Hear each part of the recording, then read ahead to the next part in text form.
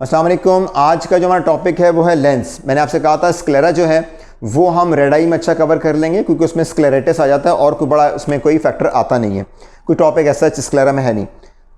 तो as far as lens is concern तो lens में हमारे पास जो मेन टॉपिक है वो कैटरेक्ट है। कैटरेक्ट डेफिनेशन, कैटरेक्ट की टाइप्स, कैटरेक्ट की सर्जरी की टाइप्स और उसकी कॉम्प्लिकेशंस क्या क्या होती हैं, early complication, late complication, not शेली कि आपको उसकी कॉम्प्लिकेशंस बताऊं। इसके अलावा जो टॉपिक आता है वो आता है एक्टोपिक लेंटिस। एक्टोपिक लेंटिस मतलब ये होता है कि लेंस अपनी पोजीशन पे नहीं है और वो अपनी पोजीशन से हटा हुआ है। उसके डिफरेंट कॉजेज़ हैं, आपको सिर्फ उसमें रट्टा लगाना है। उसमें एज सच बहुत बड़े कॉन्सेप्ट की अंडर ग्रेजुएट लेवल पे बहुत ज़्यादा ज़रूरत नहीं है। अब लेंस का जो मेन टॉपिक है, जैसे मैंने बताया आपको, कैटरेक्ट। What is cataract? अक्सर लोगों की डेफिनेशन जो होती है, मैं भी उन जहालत वाले लोगों में शामिल हूँ कि जनाब जो कहते हैं opacity in lens, but this is half definition. Remember, this is a lens suppose, और लेंस के बाहर जो आपको ये ब्लू डॉट मैं बता रहा हूं आपको, this is what? Capsule. According to definition, opacity of lens और इट्स कैप्सूल, ये है डेफिनेशन कैटरेक्ट की। अब जब ये डेफिनेशन हम बनाते हैं कि according to definition, standard definition कि भाई ओपेसिटी ऑफ लेंस और इट्स कैप्सूल, तो हमारे पास जो क्लासिफिकेशन कैटरेक्ट की आती है वो दो टाइप की आती है। एक आती है एनाटॉमिकल और एक आती है अकॉर्डिंग टू डेंसिटी। अच्छा, एनाटॉमिकल डेंसिटी में क्या फर्क है? एनाटॉमिकल मींस कि भाई वो कहां कहां लेंस के कहां कहां पे ओपेसिटी मौजूद है, हम उसका नाम उस हिसाब से रखेंगे। और डेंसिटी मींस कि भाई कैटरेक्ट कितना ज़्यादा प्रोग्रेस कर रहा है, कितनी सिविरिटी है कैटरेक्ट की। अगर हम इस लेंस को ही देख लें और सपोज कि ये हमारे पास कॉर्निया है और ये पीछे रेटिना है, ठीक, तो ये पोर्शन हमारा हो गया क्या? एंटीरियर पोर्शन, और ये वाला सारा पोर्शन हो गया जनाब पोस्टीरियर पोर्शन। सही। किसी भी सेल के अंदर, सपोज ये लेंस एक सेल की तरह से है, उसके सेंटर में क्या होता है? न्यूक्लियस, और न्यूक्लियस के सराउंडिंग में क्या होता है बेटा? कॉर्टेक्स। ठीक, ये सेंटर में न्यूक्लियस हो गया और उधर कॉर्टेक्स हो गया। अच्छा, इसके अलावा अगर हम देखें कि एक वर्ल्ड ग्लोब होता है, तो उस ग्लोब के टॉप पे क्या होता है जनाब? इक्वेटर। और यहां पे क्या होगा जनाब? पोल। तो अब हमारे पास एनाटॉमिकल पॉइंट ऑफ व्यू से हमारे पास क्या क्या चीजें हो गई? सेंटर में न्यूक्लियस है, सराउंडिंग एरिया में कॉर्टेक्स है, और जो ऊपर है वो इक्वेटर है। यहां पे हमारे पास पोल्स होते हैं, सेंटर में लेंस है, इसके बाहर हमारे पास क्या मौजूद है? कैप्सूल। तो अब अगर कोई कैटरेक्ट इस कैप्सूल के नीचे होगा तो उसका नाम क्या हो जाएगा? कोई भी कैटरेक्ट कैप्सूल के नीचे, तो उसको हम क्या कहेंगे? सब कैप्सुलर। जैसे हम एपिथेलियम के नीचे के स्ट्रक्चर को क्या कहते हैं, वो मैं आपको उसकी मिसाल दे रहा हूं हिस्टोलॉजी की, कि एपिथेलियम होगी, एपिथेलियम के नीचे क्या होता है? सब एपिथेलियम। इस तरह से कैप्सूल के नीचे क्या होगा? सब कैप्सुलर, चाहे वो यहां हो चाहे वो यहां हो, लेकिन उनका नाम क्या हो जाएगा? क्योंकि ये पोर्शन एंटीरियर साइड का है, इसलिए इसका नाम हो जाएगा एंटीरियर सब कैप्सुलर कैटरेक्ट। यहां जो कैटरेक्ट होगा, पोस्टीरियर सब कैप्सुलर कैटरेक्ट। ठीक। What is this? पोल। वो इक्वेटर था, ये पोल है। यहां पे कैटरेक्ट होगा तो क्या कहेंगे? Anterior polar cataract. पीछे वाले को क्या कहेंगे? Posterior polar cataract. सेंटर में जो न्यूक्लियस में आ जाएगा उसको कहेंगे न्यूक्लियर कैटरेक्ट। और जनाब यहां आ जाएगा तो क्या कहेंगे? Cortical cataract.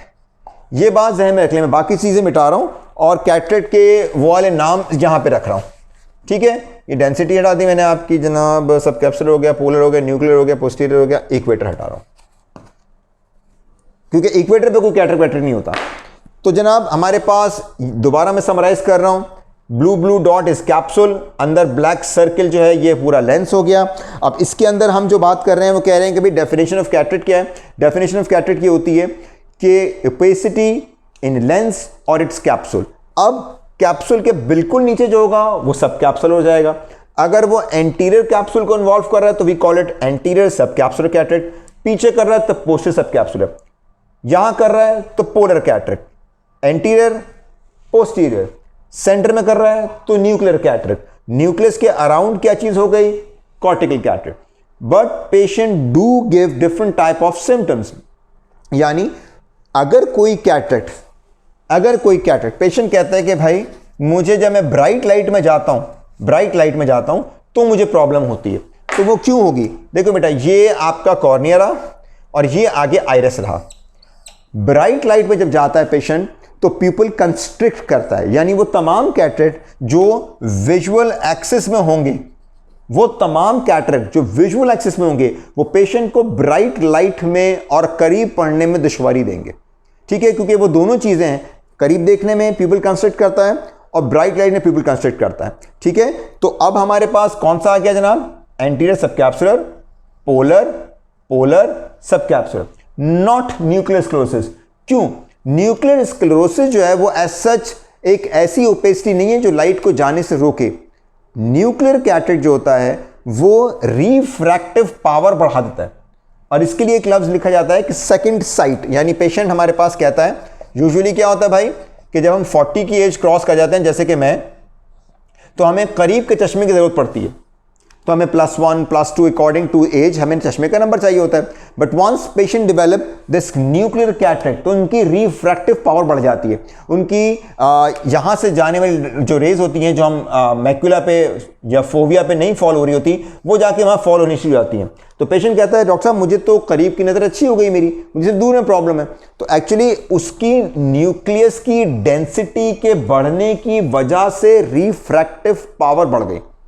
ठीक है, तो न्यूक्लियर कैटरेक्ट का पेशेंट जो होगा उसमें मायोपिक शिफ्ट आता है। मायोपिक मतलब उसका चश्मे का नंबर माइनस में चला जाता है, और कॉर्टिकल कैटरेक्ट का पेशेंट जो होता है वो जनाब उसका नंबर प्लस में चला जाता है। इसमें एक और कैटरेक्ट होता है सब कैप्सुलर, अगर जहां पे मौजूद है, ये यूजुअली ग्लेयर भी कंप्लेन कर सकता है। कभी कभार ये भी ग्लेयर देता है, कभी कभार कॉर्टिकल कैटरेक्ट के पेशेंट भी ग्लेयर की कंप्लेन कर सकते हैं। तो that was about the anatomical division, classification, categorisation of cataract, और उसकी डिफरेंट टाइप्स हो गई। ठीक, अब हम बात करते हैं अकॉर्डिंग टू डेंसिटी। ये हमारे पास जनाब लेंस है, और लेंस के अराउंड हमारे पास जनाब इसका ये कैप्सूल आ गया। एक बात याद रखिए, अक्सर हम सुनते हैं भाई कि मोतिया पक जाए तो उसका ऑपरेशन कराना, भी मोतिया कच्चा उसका ऑपरेशन नहीं कराना चाहिए। What does that mean? पुराने ज़माने में हमारे पास इतनी जदीद चीज़ें नहीं थी, अल्हम्दुलिल्लाह हमारे पास नई नई अल्लाह ने चीज़ें दे दी। तो अब कैटरेक्ट जो है हम किसी भी उस स्टेज पे करते हैं जब पेशेंट अपनी नज़र से सेटिस्फाइड ना हो।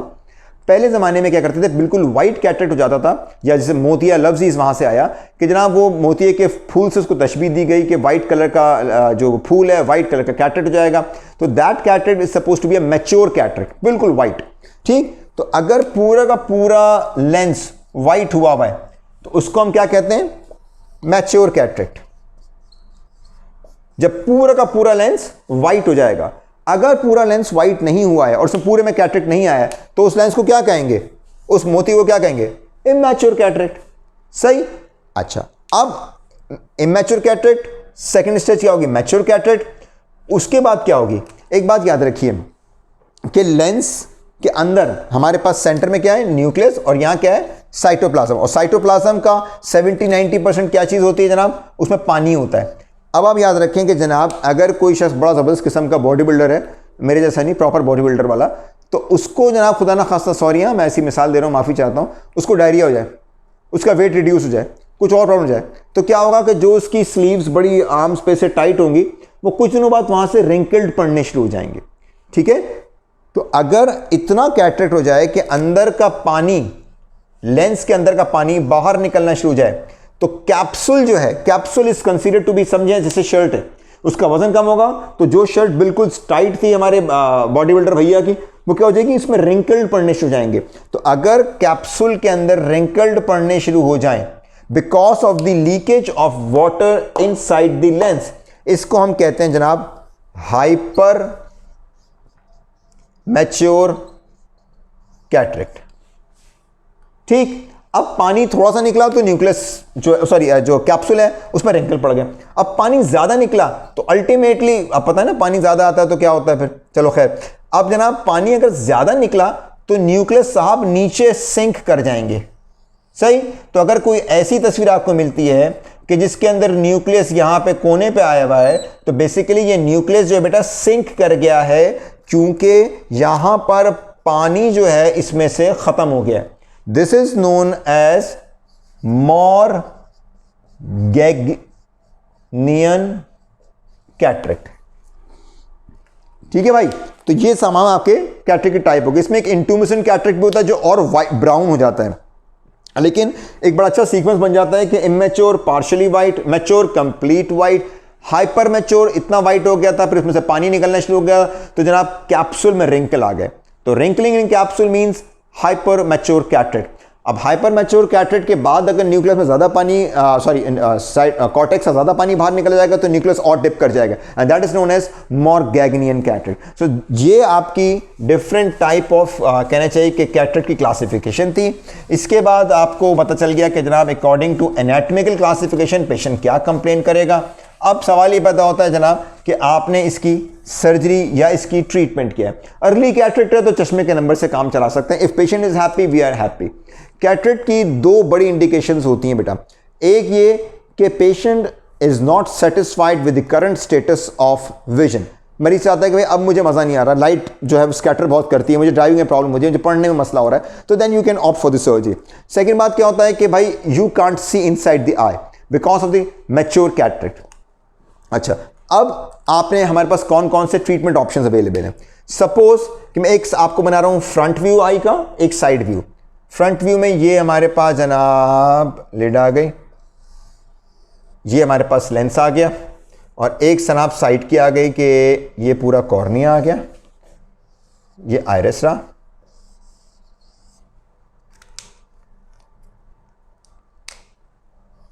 ये लेंस रहा, और लेंस के बाहर क्या होता है भाई, बिल्कुल आउटसाइड पे, शाबाश, वेरी वेरी गुड, शाबाश, हाँ कैप्सूल होता है, ठीक है। और कैप्सूल के साथ यहां पर जनाब ये पूरे जोन्यूल्स आ रहे हैं, इधर भी हैं, इधर भी, ठीक। अब ये फ्रंट व्यू है, ये साइड व्यू है। पीपल्स हमने डायलेट कर दी। नॉर्मली पीपल इतना सा होता है तो सारा ब्लैक ब्लैक ब्लैक, जिसका इसी का भी ब्राउन वाइट वो होता है ना आइरिस, तो वो अकॉर्डिंग टू दैट उसको कलर दे देता है। हमने पीपल्स को डायलेट किया है। कैटरेक्ट सर्जरी के लिए we need to dilate pupils. Pupil dilate हो गया। अब हमने क्या सर्जरी करनी है बेटा, एक जो पुरानी ज़माने में सर्जरी की जाती थी उसको कहते हैं ICCE, intra capsular cataract extraction. ये इंट्रा है, इंट्रा कैप्सुलर कैटरेक्ट एक्सट्रैक्शन। ये पहले ज़माने में की जाती थी, अब ये अमूमी तौर पे नहीं की जाती। उस वक्त तक जब तक कोई और कॉम्प्लिकेशन आई में ना हो, कोई ट्रॉमा ना आ गया हो, कोई जोन्यूल ब्रेक ना हो गया हो। उसमें जोन्यूल्स और लेंस और कैप्सूल, तीनों, जोन्यूल्स, लेंस, कैप्सूल, सब बाहर निकाल लेते थे, ठीक है। अब लेंस कहाँ डालना है वो बात की बातें मैं भी आपको मैं बता रहा हूँ, वो बाद में बताएंगे। तो आप पूरा का पूरा पोर्शन निकाल लेते हैं, इसको हम कहते हैं इंट्रा कैप्सुलर कैटरेक्ट एक्सट्रैक्शन। इसमें लेंस कहां डालेंगे वो हम बाद में आपको बताएंगे जब हम लेंस प्लेसमेंट की बात करेंगे। उसके बाद जनाब सर्जरी कौन सी आई, उसके बाद सर्जरी आई ECCE, यानी extra capsular, extra capsular cataract extraction. अब इन्होंने क्या किया, इन्होंने जनाब ये किया कि एक्स्ट्रा कैप्सुलर कैटरेक्ट एक्सट्रैक्शन में कि इन्होंने यहां से, ये अभी भी सर्जरी की जाती है डिपेंडिंग अपॉन, बहुत सी जगहों पे फैसिलिटीज जो एडवांस सर्जरी फेको एमल्सिफिकेशन कहते हैं वो नहीं है, तो ये करनी पड़ती है। तो इतना यहाँ से लेके यहाँ तक 6 to 8 मिलीमीटर का एक इंसिजन दिया कॉर्निया पे, थ्रू एंड थ्रू, ठीक है। उसके बाद जनाब क्या किया कि जो कैप्सूल है, इस कैप्सूल का एंटीरियर पोर्शन यहाँ से लेके यहाँ तक हटा दिया, ठीक है, यहाँ से लेके यहाँ तक हटा दिया। ये पूरा कैप्सूल हमने आगे से फ्रंट व्यूज का पूरा कैप्सूल, यानी मैं अगर ये शर्ट है मेरी तो मैं इस शर्ट के अंदर इतना बड़ा होल बना लूंगा, और जनाब क्या हो जाएगा, अब ये शर्ट इज अ कैप्सूल, मेरी बॉडी इज न्यूक्लियर, या आप सब लेंस समझ लीजिए, ठीक है। तो अभी हमने सिर्फ इसके अंदर छेद बनाया, मेरी बैक जो है वो इंटैक्ट है। याद रखिए अगर मैं कैटरेक्ट में जब मैं लेंस बना हुआ हूं तो मेरे सामने कॉर्निया है, ठीक है, और दिस इज विट्रस, पीछे पूरा विट्रस है। तो उसने कॉर्निया में कट लगाया इतना बड़ा, ठीक है। उसके बाद जाके इसने मेरी शर्ट में ओपनिंग बनाई। अब ये पूरा का पूरा लेंस वो बाहर निकालता है, लेकिन इससे पहले एक प्रोसीजर होता है, स्टेप होता है, उसका नाम है hydrodissection. Hydro means water and dissection mean separate. तो हम पानी डालते हैं बेटा कैप्सूल के अंदर जाके यहां पे, ठीक है, और ये न्यूक्लियस कैप्सूल से चिपका हुआ होता है, ये इससे सेपरेट हो जाता है। मैं फिर बता रहा हूं, हाइड्रोडाइसेक्शन यानी कैप्सूल से न्यूक्लियस या लेंस चिपका हुआ है। हमने यहां से पानी पुश किया, जब पानी पुश किया, पानी गया, इसने जहां जहां पानी गया वहां वहां उसने कैप्सूल को लेंस से सेपरेट कर दिया। This is known as hydrodissection. और उसके बाद जनाब बिल्कुल हमने लेंस को, एक स्पैचुला होता है, उसके जो बाहर निकाल देना है, ठीक। तो पूरा का पूरा लेंस हमारा यहां इस इंसिजन से ये पूरा का पूरा लेंस करके बाहर आ जाता है। उसके बाद जनाब न्यूक्लियस बाहर आ गया है, कॉर्टेक्स रह जाता है। कॉर्टेक्स को हम एक सिम्को कैनुला, SIMCOE, ठीक है, SIMCOE, सिम्को कैनुला होता है, जिससे हम पूरा का पूरा कॉर्टेक्स जो है वो एस्पिरेट कर देते हैं, जस्ट लाइक स्ट्रॉ। और उसके बाद जनाब फिर हम आंख में, ये अब देखो क्या हो जाएगा, ये पूरा लेंस निकल गया, ठीक है ना, हाइड्रोडाइसेक्शन करी, लेंस पूरा निकाल दिया। अब कैप्सूल इंटैक्ट है, तो इसमें हम वो लेंस डाल देते हैं बेटा, सही। ये है वो तरीका कि जिससे हम, और उसके बाद फाइनली इसको हम सूचर कर देते हैं, यानी टांके लगा देते हैं। तो ये है जनाब एक्स्ट्रा कैप्सुलर कैटरेक्ट एक्सट्रैक्शन, जिसमें हमने पहले इंसिजन दिया, इंसिजन देने के बाद अंदर आंख में हमने एक सब्सटेंस होता है विस्को इलास्टिक, क्योंकि जब हम आंख को कट लगाएंगे तो सारा का पानी बाहर आ जाता है, तो हमें एक जेल डालना पड़ता है आंख में, उसको हम कहते हैं विस्को इलास्टिक। ये आपकी बुक में लिखा है, सारे स्टेप याद करने की जरूरत नहीं है, लेकिन अगर ये नाम आ जाए तो आपके जहन में पता हो कि ये चीज़ है क्या। उसने क्या किया, आई की फॉर्म को मेंटेन रखा। फिर हम अंदर गए, कैप्सूल का फ्रंट पोर्शन काट दिया, और फ्रंट पोर्शन काटने के बाद मेरी पूरी बॉडी को आफ्टर हाइड्रोडाइसेक्शन ये अंदर पानी डाला, जिससे मेरी बॉडी मेरे कैप्सूल से सेपरेट हो गई, ठीक। उसके बाद लेंस ने जो न्यूक्लियस है वो निकाल दिया, जो कॉर्टेक्स बच गया उसको स्ट्रॉ से सक कर लिया, that straw is known as Simcoe cannula, cannula COMCOE and cannula. इससे हमने इसको वॉश कर लिया। उसके बाद दोबारा से जेल डाला, विस्को इलास्टिक सब्सटेंस ये वाला, और फिर हमने लेंस डाल दिया। लेंस डालने के बाद हमने बाकायदा सूचरिंग की, और जो जेल विस्को इलास्टिक आंख में डाला था उसको दोबारा उसी स्ट्रॉ से, दैट इज सिम्को कैनुला से वॉश कर दिया, एंड सर्जरी इज डन, ठीक। तो ये जनाब आपकी जो प्रोसीजर था पूरा, that was about extracapsular cataract extraction. अब जो लेटेस्ट तरीका आया हुआ है that is known as phacoemulsification, यानी दोबारा से यही लेंस है, दोबारा से हमारे पास ये कैप्सूल आ गया, ये आइरिस आ गया, ये कॉर्निया आ गया, सही। अब मैं फ्रंट पे बना रहा हूं ऐसे करके, प्यूपिल डायलेटेड है भाई, सही। ये अभी आंख अभी हमारे पास, इस पर हम सर्जरी करने वाले हैं।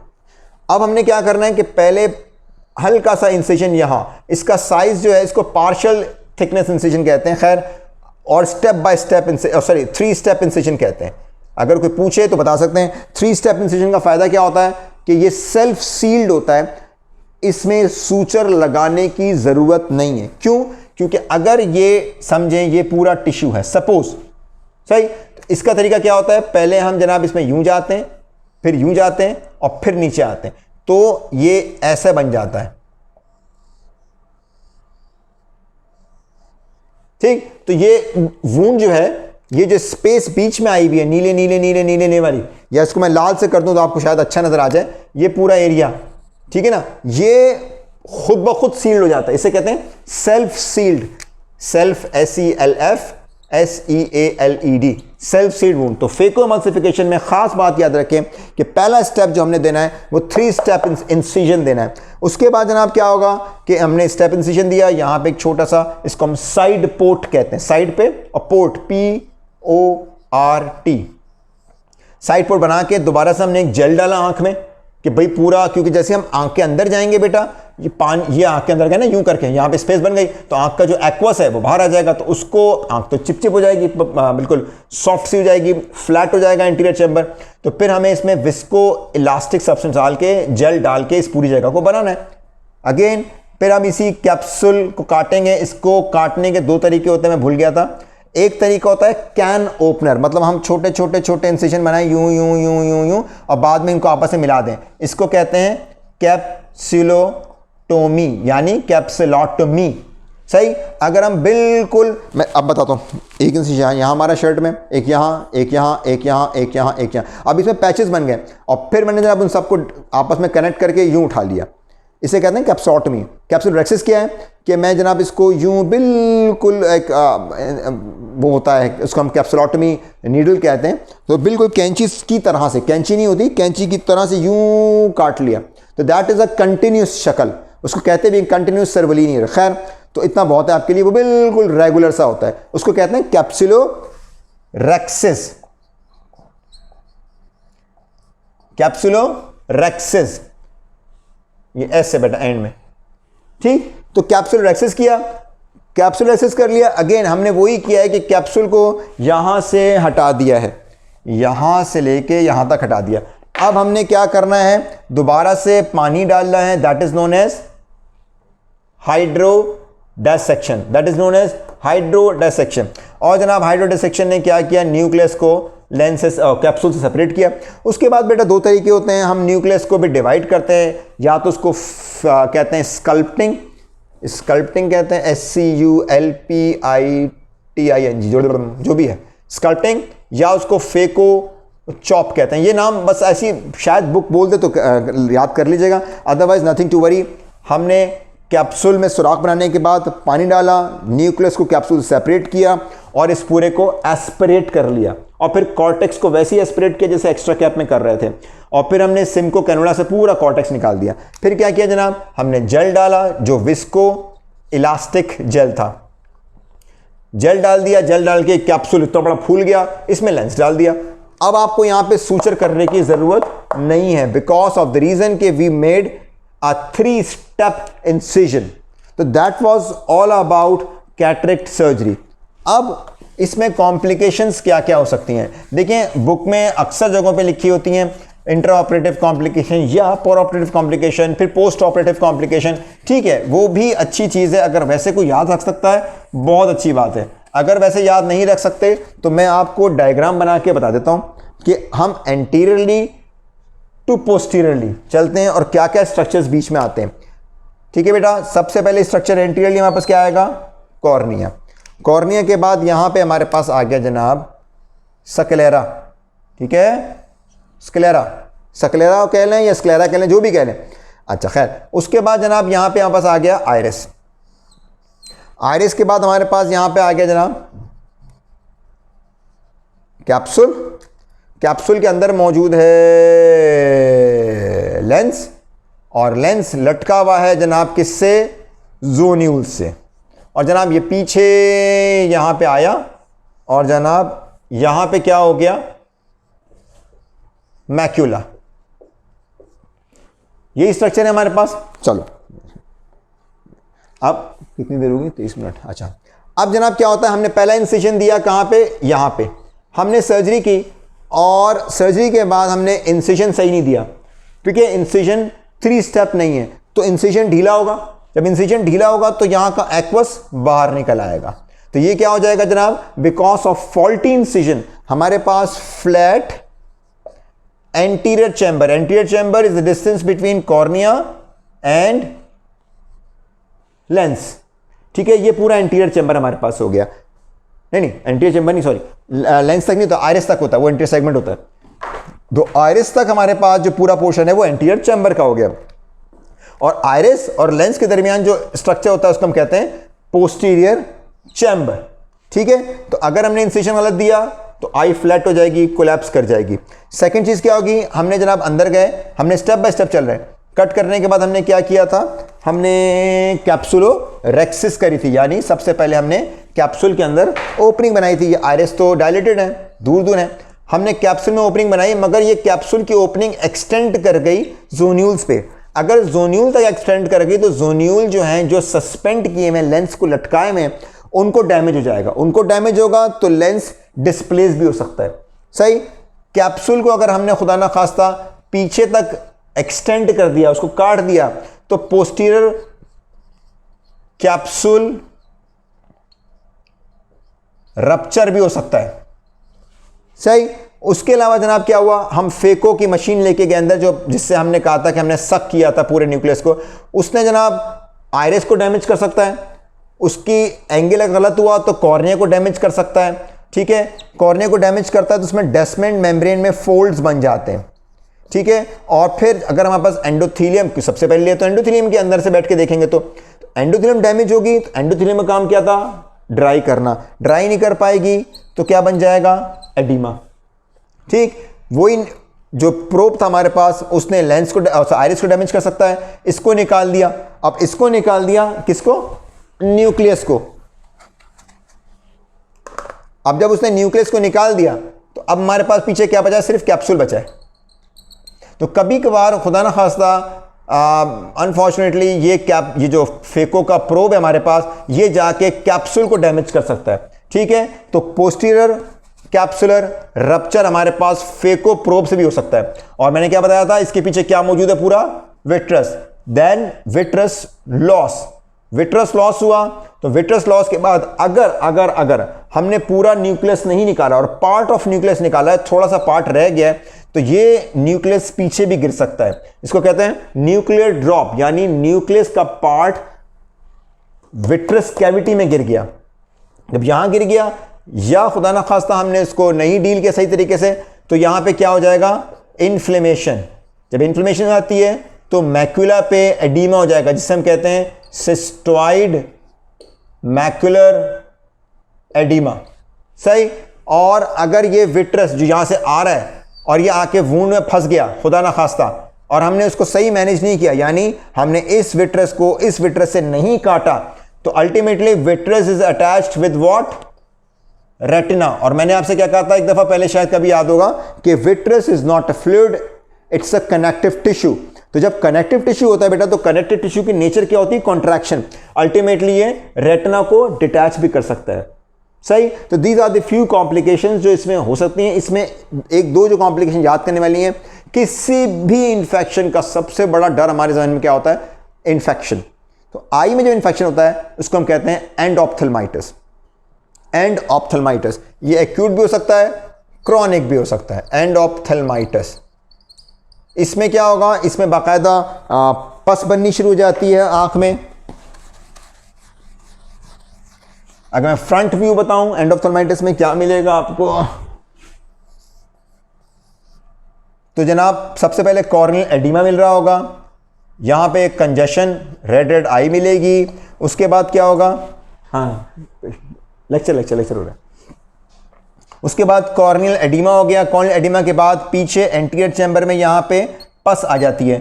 ये मैं बताना भूल गया था कि हाइपोपायोन बन जाता है। ठीक है, और ये बैक्टीरियल कैरेटाइटिस में बड़ा कैरेक्टरिस्टिक होता है। ठीक, उसके बाद प्यूपल, कभी कभार उसमें मेम्ब्रेन बन जाती है, इसको हम कहते हैं प्यूपलरी मेम्ब्रेन। ये रिएक्शन ही है बेसिकली, ये हाइपोपायोन, प्यूपल रिएक्शन, ये सारा इन्फ्लेमेशन ही है। ठीक है, और पीछे हमें फंडल व्यू, रेटिना का व्यू नहीं मिल रहा होता। तो these are the few points. Endophthalmitis को कैसे ट्रीट करना है, सबसे पहले sir I will directly take my patient to operation theatre, और वहां जाके मैं आंख के अंदर से विट्रस का सैंपल निकाल लूंगा और एंटीबायोटिक आंख में डाल लूंगा, इंट्रा विट्रल एंटीबायोटिक्स। बस इतना आप कह दीजिए कि sir I will take vitreous and send it for culture and sensitivity, और उसके साथ मैं फिर इंट्रा विट्रल एंटीबायोटिक्स लगाऊंगा। ठीक है, ग्राम नेगेटिव ग्राम पॉजिटिव दोनों कवरेज के लिए। This is about endophthalmitis. एक और कॉम्प्लिकेशन क्या होती है, उसको हम कहते हैं सुप्रा कोरोइडल हैमरेज। ये क्या होता है, ये बेटा ऐसा होता है, एक मूवी है, सॉरी हमारे ज़माने की है, तुम लोगों ने शायद देखी भी नहीं होगी, काला पत्थर के नाम से मूवी है। अमिताभ भी है इसमें, शशि कपूर भी है, और उसमें शत्रुघ्न सिन्हा भी। It's a high cast movie. तो उसमें क्या होता है कि एक्चुअली पूरी मूवी में हो ये रहा होता है कि एक माइन होती है, उस माइन के अंदर वो कोयले को तोड़ते चले जाते हैं, तोड़ते चले जाते हैं, तोड़ते जाते हैं। तो ये समझो माइन की वॉल है। ठीक, अब वो तोड़ते जाते हैं, जाते हैं, तो वहाँ जो इंजीनियर होता है, शशि कपूर होता है, वो कहता है भैया पीछे जो है ना वो पूरा पानी है, उसका प्रेशर आ रहा है, तो तुम अगर ज़्यादा दीवार खोदते चले जाओगे, दीवार तोड़ते चले जाओगे, तो प्रेशर आएगा और इस दीवार को तोड़ देगा। तो the climax of the movie is all around it कि वो इतनी दीवार जो है उसको तोड़ चुके होते हैं कि पीछे से पानी आ जाता है। And remember this in case of supra choroidal haemorrhage. यानी क्या होता है, ये होता है कि अगर किसी पेशेंट का ब्लड प्रेशर हाई है, ठीक है, और भी बहुत सी वजूहात हैं, लेकिन रिमेंबर दिस कि जनाब ये हमारे पास आई है, ठीक है, उसके बाद जनाब कॉर्निया, आइरिस, लेंस, ठीक। हमने जब आई में इंसिजन दिया, यहां पर देखें आपको बताया था कि choroid is the most vascularized structure of the body, ठीक है। अब इसमें जब कोरोइड में ब्लड प्रेशर होगा या ब्लड ज्यादा होगा इनफैक्ट, तो जब हम इंसिजन देंगे तो जो सडन ड्रॉप ऑफ प्रेशर होता है ना, इस वक्त तो आंख बंद है, इस वक्त तो आंख एक कैविटी की शक्ल में, लेकिन जैसे एक इंसिजन जाएगा फौरन पानी बाहर निकलेगा। जब पानी बाहर निकलेगा तो कोलैप्स हो जाएगा। ये collapse will allow this blood vessels to rupture, वो फट जाएगी, और जब वो फट जाएगी तो आंख में ब्लड आता है, फिर आंख का विट्रस बाहर आना शुरू हो जाता है। इसको हम कहते हैं सुप्रा कोरोइडल हेमरेज। और अगर रेटिना बाहर आना शुरू हो जाए, खुदा ना खास्ता, उसको कहते हैं एक्सपल्सिव हेमरेज, एक्सपल्शन। अब उसने अंदर की चीजें बाहर निकलनी शुरू कर दी। इमीडिएट ट्रीटमेंट, पाकिस्तानी फिल्मों की तरह 3 दफा कह रहा हूं, ठीक, is to close the eye and leave it. आंख को बंद कर दें, वो ब्लड कुछ दिनों बाद अब्जॉर्ब हो जाएगा इंशाल्लाह। पेशेंट को स्टेरॉइड्स देते हैं, वो पेशेंट का जो ब्लड अब्जॉर्ब हो जाता है, फिर उसको जाके ड्रेन किया जा सकता है। तो these were the few pathologies या फ्यू कॉम्प्लिकेशंस ऑफ किसकी कैटरेक्ट सर्जरी। इसके अलावा लेंस डिसेंट्रेशन भी होती है कि भाई लेंस हमने बैग के अंदर डाला, और लेंस जनाब जब हमने बैग के अंदर डाला, मिसाल के तौर पे ये आंख बनी हुई है और ये हमने एक कैप्सूल बना दिया, लेंस डाला, यूं करके कभी लेंस नीचे चला जाता है। जब नीचे चला जाएगा लेंस, तो उसको हम कहते हैं लेंस डिसेंट्रेशन। हो सकता है इसका जोन्यूल जो हमने यहाँ लगाया था, वो जोन्यूल हमने कहीं ना कहीं ब्रेक कर दिया, ठीक। तो ये आपकी सारी कॉम्प्लिकेशन हो गई। अब सवाल ये पैदा होता है कि what are the different places in which you can place intra ocular lenses. Again वही पिक्चर, एक ही पिक्चर बेटे हमें आती है, cornea, sclera, iris and bag, सही, ठीक है। इसके अंदर आपका न्यूक्लियर मौजूद है, bag. Ideal position it should be inside the bag. हमने जब कैटरेक्ट सर्जरी की तो हमने यहां से कैप्सूल उड़ा दिया, ठीक है। तो ideal position is inside the bag. इसको कहते हैं intra capsular bag implantation, intra capsular lens implantation. यहां खुदा ना खासा नहीं कर सकें, पोस्टीरियर कैप्सूल में रप्चर हो गया है या कोई और इशू है, तो हम यहां डाल सकते हैं। इसे कहते हैं सल्कस, यानी हम इस सल्कस में between capsule and iris lens डाल सकते हैं। 2, तीसरा एंटीरियर चैम्बर IOL, जिसे हम ACIOL भी कहते हैं, anterior chamber, the distance between iris and back of cornea, ठीक है। चौथा होता है बेटा, हम यहां से, अब क्या हो गया, ऐसी कंडीशन में जिसमें बैग हमारे पास है ही नहीं, पूरा बैग उड़ गया है, बैग पेशेंट का नहीं है, कैप्सुलर बैग नहीं है, यह आइरिस रहा और अब यहां बैग कुछ नहीं है, तो फिर we hang this lens from here to here. यहां लेंस लटका हुआ होता है, इसे कहते हैं स्क्लेरल फिक्सेशन IOL। ये पोजीशन है बेटा। नंबर 1 आइडियल स्पीकिंग बैग के अंदर होता, नहीं सल्कस में डाल दो, नहीं एंटीरियर चैम्बर में डाल दो, नहीं तो स्क्लेरल फिक्सेशन कर दो। इसके अलावा भी नहीं होती, खुदा ना खास्ता पेशेंट कहता है कि नहीं जी I don't want to have so much surgery, तो फिर हमें उसको ग्लासेस देने पड़ते हैं जो एफेकिक ग्लासेस कहलाते हैं, जो आप देखते होंगे जैसे वो ड्रामा जो बुलबुले आ रहा है उसमें जो मोमो चश्मा पहन के घूम रही हैं, वो +12 का चश्मा जो है या +14 का चश्मा जो है वो बेसिकली हमारे पास कहलाता है किसका, एफेकिक ग्लासेस। तो I think that was all about cataract, उसकी टाइप्स, कॉम्प्लिकेशंस, ठीक। इसके मुतालिक कोई और टॉपिक अगर मैं मिस कर रहा हूँ या आपको पढ़ना हो तो मुझे बता दीजिएगा, मैं इंशाल्लाह कोशिश करूँगा कि उस पर कुछ प्रेजेंटेशन हो जाए। ठीक है बच्चों, अल्लाह हाफिज़।